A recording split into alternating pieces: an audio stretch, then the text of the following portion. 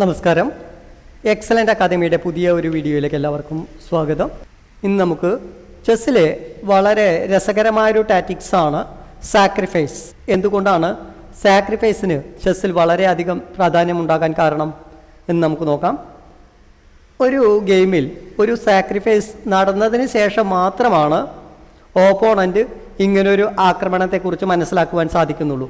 അതുകൊണ്ട് സാക്രിഫൈസ് ചെയ്ത വ്യക്തിക്ക് അദ്ദേഹം ഉദ്ദേശിച്ച കാര്യങ്ങൾ വളരെ പെട്ടെന്ന് തന്നെ നടപ്പിലാക്കുവാൻ സാധിക്കുന്നു എന്നുള്ളതാണ്. നമുക്ക് നേരിട്ട് ഗെയിമിലേക്ക് പോകാം.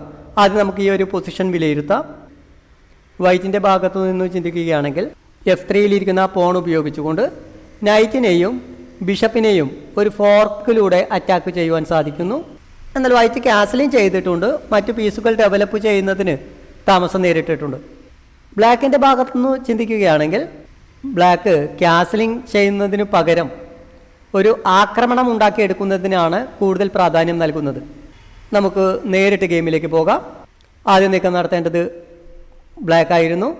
എന്തായിരുന്നു ബ്ലാക്കിൻ്റെ ആദ്യത്തെ നീക്കം എന്നുള്ളത് വീഡിയോ ഒന്ന് പോസ്റ്റ് ചെയ്ത ശേഷം കണ്ടുപിടിക്കുവാൻ ശ്രമിക്കുക. Porn D3.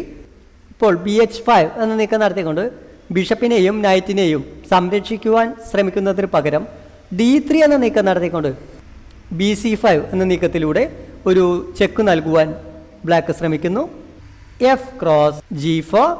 എന്നാൽ ബ്ലാക്കിൻ്റെ ബിഷപ്പ് സാക്രിഫൈസിൻ്റെ ലക്ഷ്യം എന്താണ് എന്ന് നമുക്ക് നോക്കാം. Bishop C5+.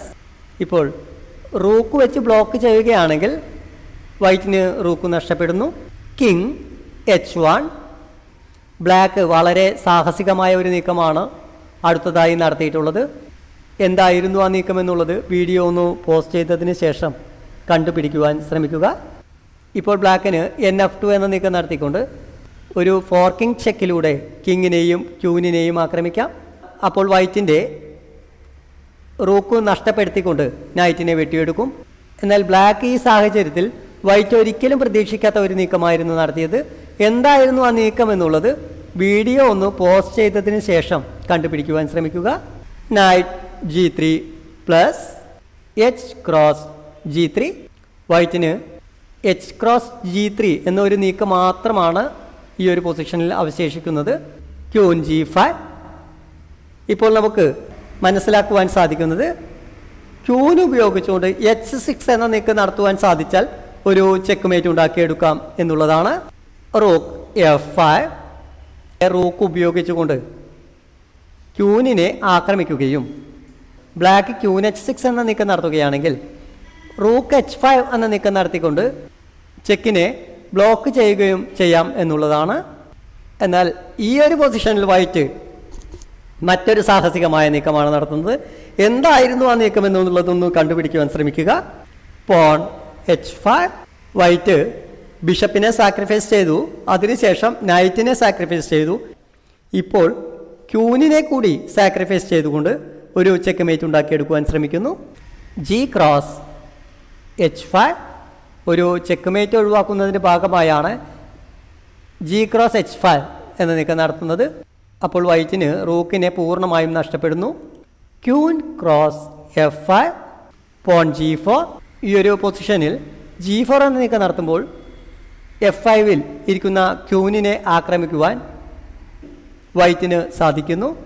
Rook cross H5+. Black വീണ്ടും ഒരിക്കലും പ്രതീക്ഷിക്കാത്ത മറ്റൊരു റൂക്ക് സാക്രിഫൈസ് കൂടി നടത്തുന്നു.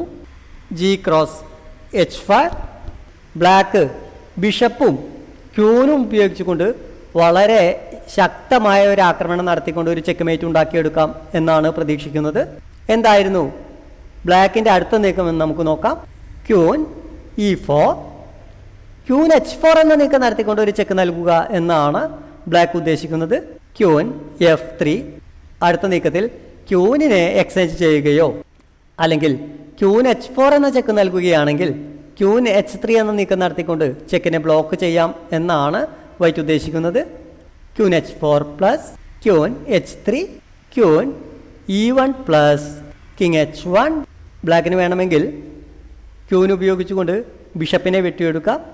എന്നാൽ ഈ ബിഷപ്പിനെ വെട്ടിയെടുക്കുന്നതിന് പകരം ഇനി ബ്ലാക്ക് ഒരു ചെക്ക് രൂപപ്പെടുത്തിയെടുക്കുന്നു. Bishop G1 plus king H1, bishop F2. Bishop F2 എന്ന നീക്കം നടത്തിക്കൊണ്ട് ഒരു ഡിസ്കവേർഡ് ചെക്ക് നൽകുമ്പോൾ G3 എന്ന സ്ക്വയറിൻ്റെ നിയന്ത്രണം ബ്ലാക്കിൻ്റെ ബിഷപ്പ് ഏറ്റെടുക്കുന്നു. King H2, queen G1 plus checkmate. പുതിയ ഒരു വീഡിയോയുമായി നമുക്ക് വീണ്ടും കാണാം. നമസ്കാരം.